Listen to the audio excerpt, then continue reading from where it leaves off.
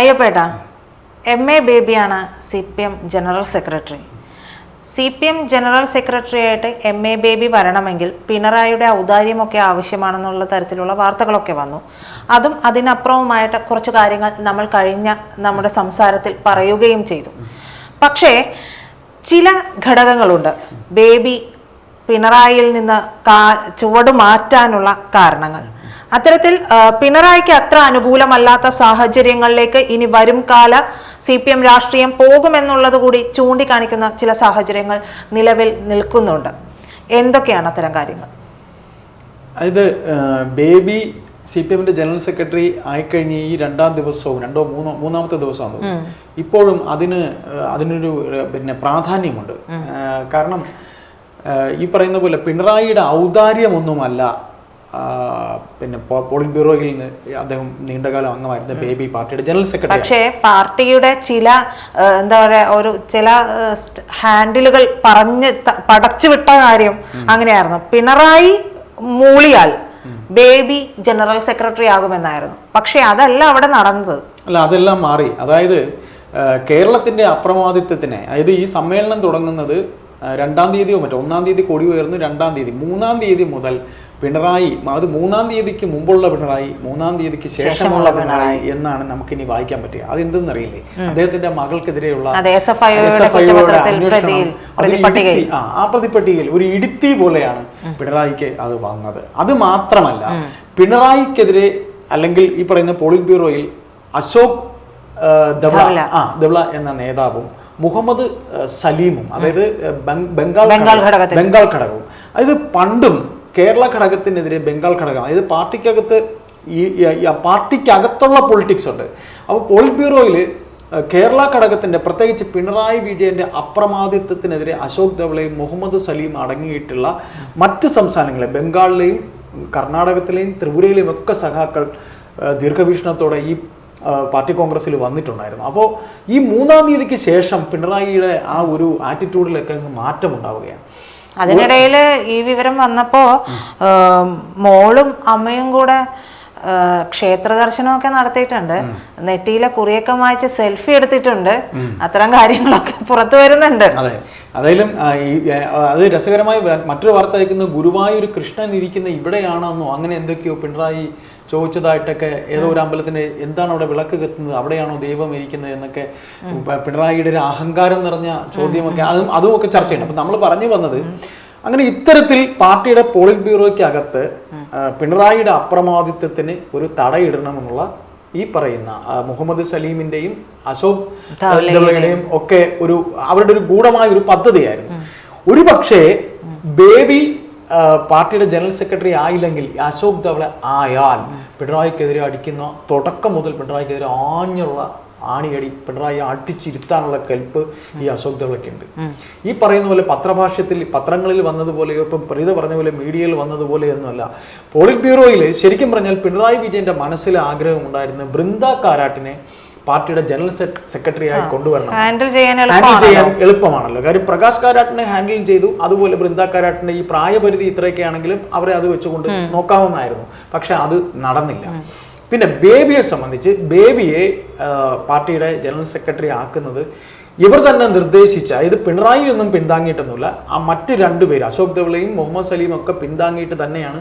ബേബിയുടെ പേര് പറയുന്നു, ബേബിയെ പിന്താങ്ങുന്നു, ബേബി വരുന്നു. അതായത് പ്രകാശ് കാരാട്ടും ഇദ്ദേഹത്തിന് അനുകൂലിക്കുന്ന ക്ഷണിതാവായിരിക്കുന്നവരൊക്കെ തന്നെ മനസ്സിൽ കരുതിയത് പിണറായി പറയുന്ന ബൃന്ദ കാരാട്ടോ അല്ലെങ്കിൽ മറ്റാരുടെയെങ്കിലും പേരെന്നായിരിക്കും.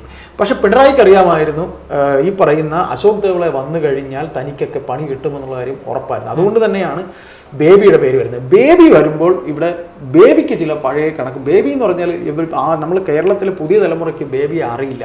ബേബി VS-നോടൊപ്പം നിന്നുകൊണ്ട് ഒരു കാലഘട്ടത്തിൽ 1987-88 കാലഘട്ടത്തിൽ CITU ലോബി, CITU ഒരു സ്ട്രെങ്ത് ആയിട്ട്, അതായത് CPM-നകത്ത് സ്വതന്ത്ര ട്രേഡ് യൂണിയൻ സംഘടനയായ CITU-നെ, അത് E Balanandan, EK Nayanar, O Bharathan, KN Ravindranath ഇങ്ങനെ തുടങ്ങിയിട്ടുള്ള നിരവധി നേതാക്കൾ CPM-ലെ ലൈം ലൈറ്റിൽ നിൽക്കുന്ന നേതാക്കളാണ്. ഇവർ ഈ പറയുന്ന നേതാക്കളെ എതിർക്കുന്ന VS-ആണ്. VS അന്നു മുതൽ പാർട്ടിയിൽ ഈ CITU ലോബിക്കെതിരെ കളിക്കുമ്പോൾ VS-ന് വേണ്ടി സൈലന്റ് ആയിട്ട് അന്ന് കേന്ദ്ര കമ്മിറ്റിയിലുള്ള 40 വയസ്സുകാരനായ ബേബി VS വേണ്ടി അന്ന് ഫേസ്ബുക്കില്ല, സോഷ്യൽ മീഡിയ, ഈ പറയുന്ന സോഷ്യൽ മീഡിയ ഒന്നുമില്ല.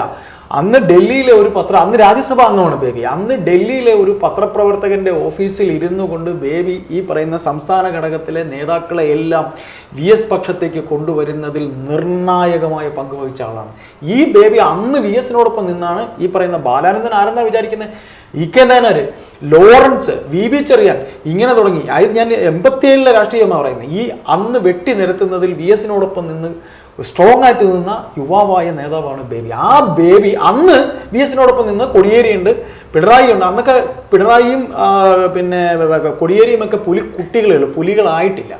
പിന്നീട് അങ്ങോട്ട് മാറുമ്പോൾ അടുത്ത മലപ്പുറം ഇതിലേക്ക് വരുമ്പോൾ VS വെട്ടി നിരത്താനായി പിണറായിക്കൊപ്പം ചേർന്നുകൊണ്ട് അടുത്ത ഗെയിം. അങ്ങനെ രണ്ടു പക്ഷത്തും നിന്നുകൊണ്ട് പിണറായിക്കൊപ്പവും ആദ്യം VS പിന്നീട് പിണറായിക്കൊപ്പവും നിന്ന് കളിച്ച ഒരു ഓതിരം ഘടകം കളിച്ച നല്ലൊരു പയറ്റുകാരനാണ് ബേബി.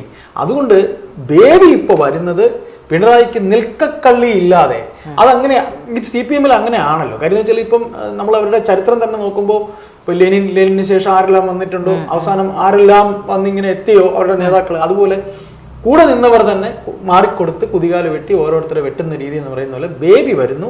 ബേബി തന്നെ ആയിരിക്കും പിണറായിയുടെ ശക്തി. അതായത് പിണറായിയെ തീർക്കുക എന്നുള്ള കാര്യം. പിണറായിയുടെ ഇപ്പോഴത്തെ അപ്രമാദിത്വം പോകും, സംസ്ഥാന ഘടകത്തിലും അത് പോകാൻ സാധ്യതയുണ്ട്. അത് പോളിറ്റ് ബ്യൂറോ കൂടെ ആകുമ്പോഴത്തേക്ക് പിണറായി ഇപ്പം മകളുടെ കേസ് എന്ന് പറയുന്നത് ഇപ്പൊ തുടങ്ങിയിട്ടില്ലേ ഉള്ളൂ. മകളുടെ കേസ് അതിലേക്ക് ബേബിയുടെ നിലപാട് എന്തായിരിക്കാം? അല്ല, ബേബി ഇപ്പോൾ പറയുന്നത് പിന്നെ പറയുന്ന പോലെ പിന്നെ അത് ഇദ്ദേഹത്തിനെ ചൂണ്ടിയാണ്. ഇപ്പോൾ അദ്ദേഹത്തിന് ആ സ്റ്റാൻഡ് എടുക്കാനേ പറ്റുള്ളൂ. പിന്നെ വിചാരണയുടെ നാൾ വഴികൾ ഇനി വരാൻ ഇരിക്കുന്നേയുള്ളൂ. വിചാരണയുടെ പിന്നെ ഞാൻ കേട്ട മറ്റൊരു കാര്യം, ഇപ്പോ മുഖ്യമന്ത്രി പിണറായി വിജയന് തന്നെ അടുത്ത ടേമിലും കൂടെ അതായത് എന്നെ തന്നെ പൊലിപ്പിച്ചു കാണിക്കണം എന്നുള്ളതാണല്ലോ. അപ്പോൾ കേന്ദ്രത്തിൽ നിന്ന് അങ്ങനെ ഒരു ആ സമയത്തുള്ള തീരുമാനം വരുമ്പോൾ ബേബി കാലുമാറും എന്നുള്ളതാണ്. അല്ല, എനിക്ക് തോന്നുന്നത് ഈ തദ്ദേശ ഇലക്ഷനിൽ പിണറായിയുടെ മുഖം വെച്ചുകൊണ്ട് എങ്ങനെയായിരിക്കും എന്നുള്ളത് അത് ബേബി കൂടെ അറിഞ്ഞുകൊണ്ട് തന്നെ പിണറായിയുടെ ഭരണത്തിനെ കുറിച്ച് പ്രകീർത്തനമൊക്കെ വരുമായിരിക്കും. പക്ഷെ നിയമസഭയിൽ വരുമ്പോൾ ഇപ്പം അങ്ങനെയാണെങ്കിൽ മുഖം കാട്ടിക്കൊണ്ട് VS കാട്ടിക്കൊണ്ടാണല്ലോ ഇവരെല്ലാം 2016 ശേഷം പിന്നീട് ഇവിടെ ഭരണത്തിൽ 2016 ഇപ്പോഴത്തെ ഒരു സാഹചര്യത്തിലെ ചേട്ടാ എനിക്ക് തോന്നുന്നത് ജനങ്ങളുടെ ഒരു ഗതികേടുണ്ട്. അതായത് ഇവിടെ ഇപ്പോ കത്തി നിൽക്കുന്നത് ത്രികോണ പോര് എന്നൊക്കെ പറയുമ്പോഴും കത്തി നിൽക്കുന്നത് പ്രതിപക്ഷമായിട്ടിരിക്കുന്ന കോൺഗ്രസും CPM തന്നെയാണ്, LDF ആണല്ലോ. അപ്പോ ഇപ്പോഴത്തെ ജനങ്ങളുടെ ഒരു ഗതികേട് ഇപ്പുറത്ത് കുത്താൻ വയ്യ. ഇതില് ഏതൊരുത്തന് വേണ്ടി കുത്തണം. ഇവിടെ അടി തുടങ്ങിക്കഴിഞ്ഞ ഇപ്പോഴേ അവർക്കൊരു സ്റ്റാൻഡില്ല, കോൺഗ്രസിനൊരു സ്റ്റാൻഡില്ല. അപ്പൊ ഗതി കെട്ടിട്ട് ഇവരാണെങ്കിലും കുഴപ്പമില്ല, ആരെങ്കിലും കയറിയിരുന്ന മോളിൽ കയറിയിരുന്ന തമ്മിലടിക്കണേലും ഭേദമാണല്ലോ ഒരു കാരണഭൂതൻ തലക്ക് മുകളിൽ ഉണ്ടാകുന്നത് എന്നുള്ളൊരു ചിന്തയിലേക്ക് കൂടി പോകുന്നത് കൊണ്ടാണ്. ഭരണവിരുദ്ധ വികാരം ഉണ്ടെങ്കിലും ഒരുപക്ഷെ CPM വോട്ട് പിടിച്ചാൽ ആ കിട്ടുന്ന ഓരോ വോട്ടിന് പിന്നിലുമുള്ള കാരണം അതായിരിക്കും. അല്ലാണ്ട് LDF-ന്റെ ഒരു മഹിമ വെച്ചിട്ട് ഇനി ആരെങ്കിലും വോട്ട് ചെയ്യുമെന്നുള്ളത് എനിക്ക് തോന്നുന്നില്ല. അല്ല, CPM-ന്റെ അതായത് ഇടതുപക്ഷത്തിന്റെ മഹിമ വെച്ചിട്ടൊന്നും വോട്ട് കിട്ടാൻ സാധ്യതയൊന്നുമില്ല. ആരെങ്കിലും തമ്മിൽ ഭേദം തൊമ്മൻ എന്ന് പറയുന്ന പോലെ ആരെങ്കിലും ഒരാൾ അല്ലെ ആരെങ്കിലും ഭരിച്ചോട്ടെ എന്ന് കരുതി എന്നുള്ള രീതിയാണെങ്കിൽ CPM-ന് വോട്ട് കിട്ടുമായിരിക്കും. പക്ഷെ എന്നാലും പ്രീത് പറയുന്ന പോലെ ഇപ്പൊ VS കാണിച്ചുകൊണ്ടാണ് പിണറായി VS-ന്റെ മുഖം കാണിച്ചുകൊണ്ട് ആദ്യത്തെ 6 മാസം VS മുഖ്യമന്ത്രി ആയിരിക്കട്ടെ, പിന്നീട് ഇദ്ദേഹത്തിന് ആക്കാം എന്ന് തീരുമാനിച്ചിരിക്കുമ്പോഴാണ് 2016 ശേഷം അടുത്ത് വീണ്ടും ഈ ഭരണം വരുമ്പോൾ ഇദ്ദേഹം തന്നെ അങ്ങ് മുഖ്യമന്ത്രിയാകുന്നത്. അതുകൊണ്ട് ആ ഗെയിം ഇദ്ദേഹത്തിന് തിരിച്ചു ഇവിടെ പ്രതീക്ഷിക്കാം. അല്ല, അതാണ് ഞാൻ പറഞ്ഞത്. ആ ഗെയിം എന്ന് പറയുമ്പോൾ VS എന്ന് പറയുമ്പോൾ ജനങ്ങളുടെ വികാരമായിരുന്നു. അതെ, തീർച്ചയായിട്ടും ഇവിടെ ഒരു വികാരം ഇദ്ദേഹത്തിന് അനുകൂലമായിട്ടില്ല. ആ വികാരം സ്ത്രീകളിൽ നിന്നും കിട്ടത്തില്ല, ഒട്ടുമില്ല, ആണുങ്ങളിൽ നിന്ന് ഒട്ടും കിട്ടില്ല. കാരണം കുടുംബം നോക്കുന്ന ആണുങ്ങളുടെ നടുകുടിഞ്ഞ്. തീർച്ചയായിട്ടും അപ്പോ അവരുടെ കയ്യിൽ നിന്ന് ഒട്ടും കിട്ടില്ല. പാർട്ടി അനുഭാവികൾ പോലും വിട്ടു നിൽക്കുന്ന ഒരു അവസ്ഥയുണ്ട്. അപ്പൊ കിട്ടുന്ന വോട്ടിന് ഇങ്ങനെ ആയിരിക്കും. VS-നെ കാണിച്ച് പിണറായി മുഖ്യമന്ത്രി ആയിട്ടുണ്ടെങ്കിൽ അതിന് പിന്നിൽ VS എന്ന് പറയുന്ന ആ വൻമരത്തിന്റെ ഒരു വ്യക്തിത്വം ഉണ്ടായിരുന്നു, വ്യക്തിപ്രഭാവം ഉണ്ടായിരുന്നു. പക്ഷെ ഇതിപ്പോ ഒന്നാം ഘട്ടത്തിൽ ഒന്നാമത്തെ ടേമിൽ അതിന് സാധിച്ചു. രണ്ടാം ടേമിൽ പിണറായിക്ക് അത് സാധിക്കില്ല. ഇല്ല, സാധിക്കില്ല. എനിക്ക് തോന്നുന്നത് ഈ പറയുന്ന പോലെ അതും പാർട്ടിയുടെ മേൽഘടകത്തിന്റെ ചില തീരുമാനങ്ങളായിരിക്കും. ഇപ്പൊ കേന്ദ്ര കമ്മിറ്റിയിൽ പോലും ഇലക്ഷൻ നടക്കേണ്ട ഒരു അവസ്ഥയിലേക്ക് പോയില്ലേ. ഇപ്പൊ കേന്ദ്ര കമ്മിറ്റിയിൽ കേരളത്തിന്റെ അപ്രമാദത്തിന് തടയിടാനായിട്ട് ആരെല്ലാം അവിടെ മത്സരിച്ചു, വോട്ടെടുപ്പ് നടക്കേണ്ടി വന്നു. അപ്പോൾ ഇനിയിപ്പോ പിണറായിക്ക് ശക്തി പോളിറ്റ് ബ്യൂറോയിലുള്ള കുറയാനുള്ള സാധ്യത. കാര്യം ബാക്കിയുള്ളവർക്ക് വെറും ക്ഷണിതാക്കളാണ്. അദ്ദേഹത്തിന്റെ ശക്തിയായ പ്രകാശ് കാരാട്ട്, വൃന്ദ കാരാട്ട്, വേറെ ആരൊക്കെ ഉണ്ടായിരുന്നോ അവരൊക്കെ തന്നെ പുറത്തായി കഴിഞ്ഞു. ഇപ്പം അവരെ CPM-നെ സംബന്ധിച്ച്, ബേബിയെ സംബന്ധിച്ച് കേരളത്തിൽ മാത്രം ഇപ്പോൾ ഉള്ള ഒരു പാർട്ടിയാണ് ഈ പാർട്ടി. അപ്പൊ ബേബിക്ക് ബേബി കേരളത്തിന്റെ മാത്രം നേതാവായിട്ട് നിൽക്കാൻ ഒക്കില്ല. കേരളത്തിൽ ഭരണം പിടിക്കുകയും വേണം. ബാക്കിയുള്ള സംസ്ഥാനങ്ങളിൽ പാർട്ടി വളർന്നു, അതെല്ലാം ഇനിയൊരു അനലൈസിംഗ് ഒക്കെ നടക്കുമല്ലോ. അപ്പൊ അതുകൊണ്ട് ബേബിയെ പല തവണ വെട്ടിയതാണ്. അതായത് കോടിയേരിക്ക് വയ്യാതാകുമ്പോൾ പോളിറ്റ് ബ്യൂറോയിൽ അത്രയും സീനിയറായ ബേബി അപ്പോഴും കരുതി തനിക്ക് ഒരു അവസരം താൽക്കാലികമായെങ്കിലും സംസ്ഥാന സെക്രട്ടറി ആകാം. അദ്ദേഹത്തെ ഓടിച്ചതാണല്ലോ. അദ്ദേഹത്തിന് സംസ്ഥാന സെക്രട്ടറി ആകാമെന്ന് അന്ന് കോടിയേരിക്ക് വയ്യാതാകുമ്പോൾ അദ്ദേഹം ഒന്ന് ചിന്തിക്കുന്നത്. അന്നും വിജയരാഘവൻ എന്ന് പറയുന്ന അദ്ദേഹത്തെക്കാളും ജൂനിയർ ആയിട്ടുള്ള തലയ്ക്ക് വെളിവില്ലാത്ത സാധനത്തിന് പിടിച്ച് അന്നിരുത്തി ഈ വിജയരാഘവൻ. ഈ വിജയരാഘവൻ മാറിയിട്ട് ഈ കോടിയേരി മരിക്കുമ്പോൾ പോലും തന്നെക്കാളും പിന്നെയും എത്രയോ ജൂനിയറായ ഗോവിന്ദനെ, അതായത് ഇംഗ്ലീഷോ ഹിന്ദിയോ ഒന്നും പോളിറ്റ് ബ്യൂറോയിൽ. അതൊരു കാര്യം പറയാതിരിക്കാൻ വയ്യ കേട്ടോ.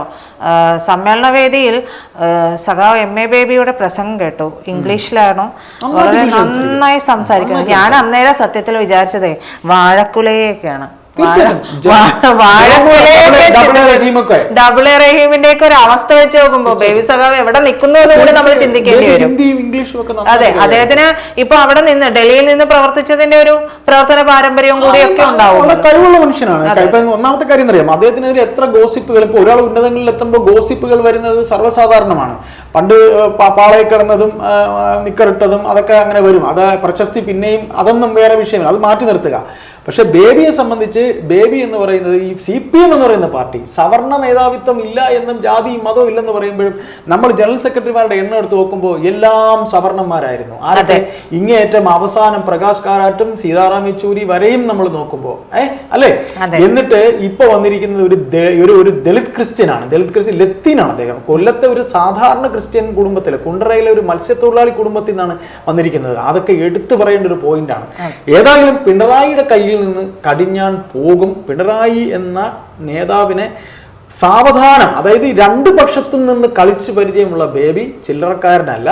അതുകൊണ്ട് കേരളത്തിൽ ഇനിയും തുടർഭരണം വേണമെങ്കിൽ ആൾക്കാർക്ക് ഇഷ്ടമല്ലാത്ത ഈ പറയുന്ന വ്യക്തിയെ ഇനി ഹൈലൈറ്റ് ചെയ്യണോ വേണ്ടേ എന്നുള്ളത് ബേബി അടങ്ങുന്ന, അശോക് ഡെവളെ അടങ്ങുന്ന, അതായത് ബംഗാളിൽ ഭരണം പോയതിന്റെ ഇത് ഇന്നും മാറാത്ത, ബംഗാൾ ഇന്നും മറ്റ് സ്റ്റേറ്റുകളെല്ലാം അവരെല്ലാം പോളിറ്റ് ബ്യൂറോ എന്ന് പറയുന്ന പഴയതുപോലെ ഒരു മൃഗീയ ഭൂരിപക്ഷം പിണറായിക്ക് കിട്ടുമെന്ന് പിണറായി വിചാരിക്കേണ്ട. അതുകൊണ്ട് ഇതൊരു പടിയിറക്കം ആരംഭിക്കും. കാര്യം മകളുടെ കേസ് തന്നെ അതിനൊരു ഉദാഹരണമാണ്. മകളിലൂടെ പോകുന്നത് അദ്ദേഹത്തിലേക്ക് തന്നെയാണ്.